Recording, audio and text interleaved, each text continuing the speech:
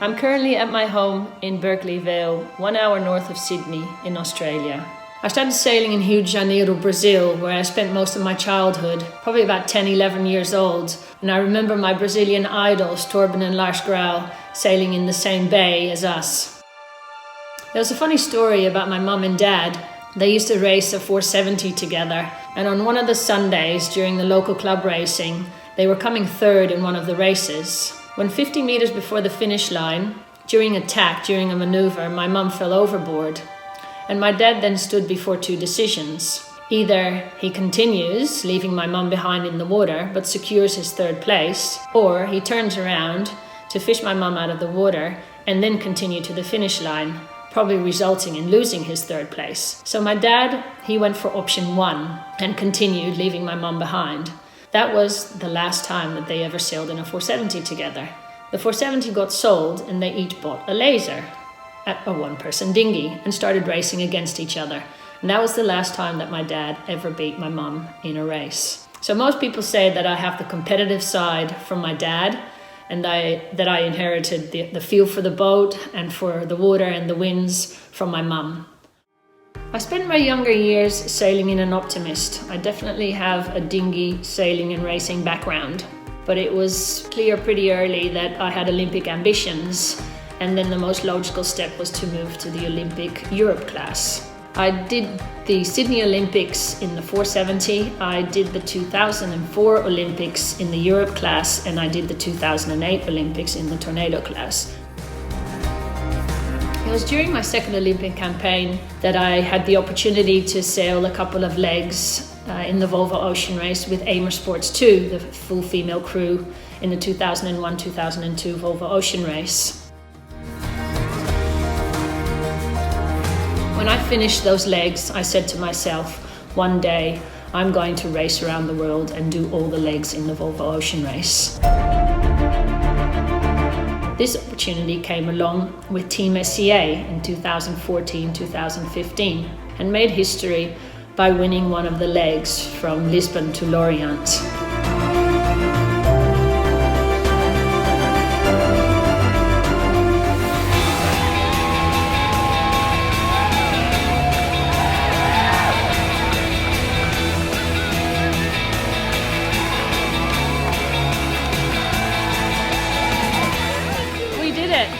It's fantastic. We've come so close so many times. And from there, I guess, I had the opportunity to then in 2017-2018 sail with Charles Caudrelier on the winning Dongfeng race team. My mum sails. She sails around the world.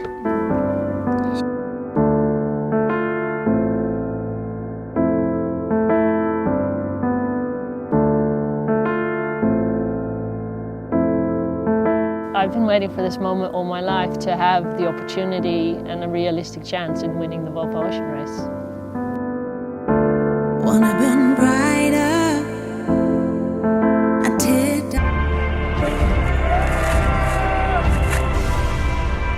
when I joined Charles for training in Sydney the first time, I came back and I said to Darren, my partner, I said, might be doing another race. And if we start looking at practicalities, there are no practicalities. It's a huge commitment and it's a huge responsibility.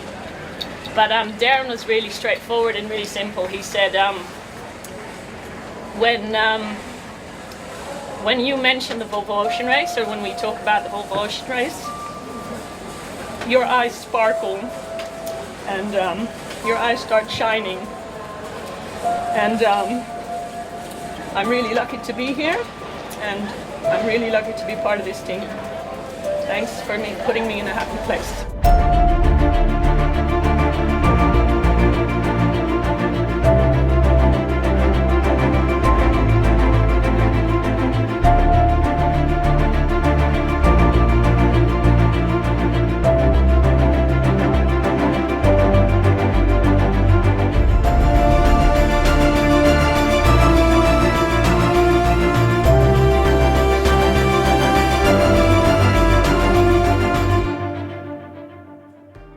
guess it would be easy to say that I'm most proud of my World Sailor of the Year awards in 1998 and 20 years later in 2018.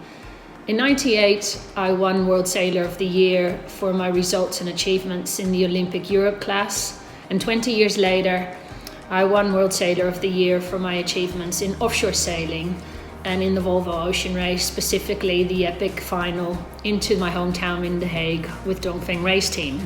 But truly, I think the balance in life between my professional sailing and my family life is probably something I'm most proud of. I managed to organize myself in such a way that when leaving the dock, I was comfortable to get into my job and be at 100% without having to worry what I was leaving behind. And I'm really thankful for my family, my friends, and my teams that I've been part of for their support over all the years. To me, a good team player in a racing crew is someone who in the first place respects their teammates. You're able to put your personal goals to the side and focus and do everything you can for that shared team goal. And this not only means that you have to be at 100% yourself and do everything you can, but also try and get the best out of each other, out of your teammates. The advice I would like to give young sailors is to really embrace the opportunities that come your way. Do not be afraid to make mistakes. Sailing is an experience sport. The more you do it, the better you get at it. So do not be afraid to ask questions. Also, try and be as all-round as you can. Try little boats, try big boats. Sailing is a very diverse sport. The more skills you acquire, the more skills you have, they will complement each other in the different sailing areas. Also, try and be as fit and as strong as your body will let you be. Get the maximum out of your body. I think being physically strong also helps make you mentally strong. And last but not least, live life to the fullest, just like Magnus did. Start the day with a smile and make sure you end your day with a smile. Another memory I will never forget is Mange getting interviewed on the dock just as we're about to sail the Puma Volvo 70 from Southampton to Lanzarote, which was our training base before the Volvo Ocean Race. And Mange said, "Perfect weather, northerly wind, off we go, seagulls, nice ladies, wow!" The key to succeed in sailing in 2019 is work hard, train hard, and always challenge yourself to do better. There's always room for improvement. So having a lot of different skills in different sailing areas will help you in your future sailing career.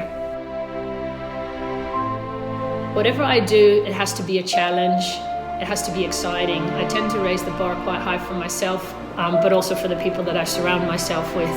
I hope the near future will bring some new exciting sailing projects. Being based in Australia, the vibe for the Sydney to Hobart race in December is starting to shape up, and I hope that we can put another project together as a female crew where we support women in sport and where we keep sending our message across for sustainability in our world and in our oceans.